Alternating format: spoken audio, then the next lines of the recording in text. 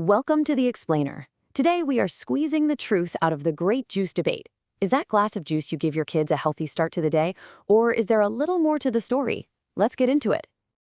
Okay, so let's just start with the big question, right? Is fruit juice a friend or a foe, especially when it comes to our kids? It feels like it should be simple, but as we're about to see, the answer's, well, it's pretty complicated. So first things first, we need to be crystal clear on what we're even talking about. For this whole explainer, when we say juice, we mean 100% fruit juice. And that's not just a marketing slogan, it's a legally defined term in places like the US and the UK. It means it's gotta be pure fruit, no added sugar allowed, even if it comes from concentrate. And this distinction is absolutely critical. We're not talking about those juice drinks or juice cocktails. You know the ones. They're often mostly water and loaded with things like high fructose corn syrup. So keep that in mind. We're only looking at the real deal, 100% juice. All right, let's tackle the first big worry most of us have when we think about juice in kids. Their teeth. Cavities, right? Well, what the science says on this might actually surprise you. You heard that right. A major study, published in none other than the Journal of the American Dental Association, found a really clear result. Drinking 100% fruit juice was not linked to early childhood cavities.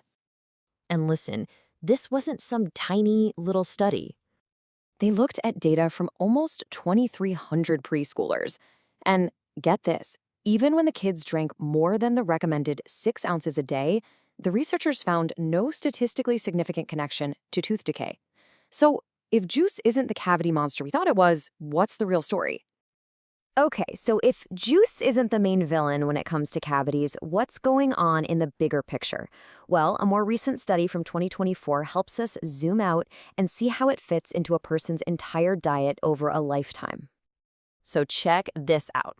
Researchers followed a group of kids in the UK from the day they were born all the way until they were 24 years old.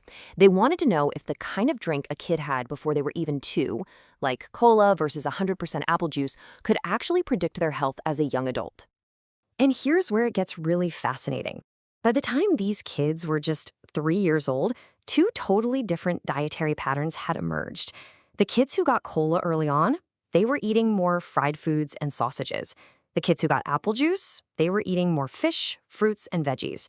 It's like 2 paths diverging super early on. And this points to something huge. It suggests that the drink itself, the juice or the soda, isn't necessarily the direct cause of anything. It's more of a clue, a dietary marker for a whole lifestyle pattern.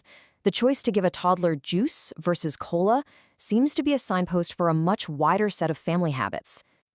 And here's the long-term payoff. Fast forward to age 24, and the results are plain as day. Those early cola drinkers tended to have higher body fat as adults. The early apple juice drinkers, lower body fat. That early drink choice was a signpost pointing toward long-term health outcomes. Pretty wild, right? Okay, so let's recap. 100% juice doesn't seem to be the bad guy for teeth that we thought, but it is tangled up in these bigger dietary patterns. So with all that context, what's the official word? What do the pediatric experts actually recommend we do? Well, the American Academy of Pediatrics, or the AAP, they do not mince words on this. For babies under 1 year old, their guidance is simple: no juice, period. They say it offers 0 nutritional benefit over just eating the whole fruit. Now, for older kids, the AAP gets really specific. For toddlers aged 1 to 3, the max is 4 ounces a day. That's only half a cup. And look at that other point. It's a big one. Whole fruit is always the better choice. Why? Because it has all the fiber that gets stripped out when you make juice. So what's the bottom line here? How do you take all this info and actually apply it in your kitchen? The goal isn't to label juice as good or bad. It's about being smart and having a clear strategy. So here is your juice playbook. Step 1, and this is a biggie, always read the label and make sure it says 100% juice. Step 2, respect those tiny portion sizes the experts recommend. Step 3, always offer the whole fruit first. And finally, step 4, remember the big picture. See juice for what it is, just one small piece of a much larger, healthier diet.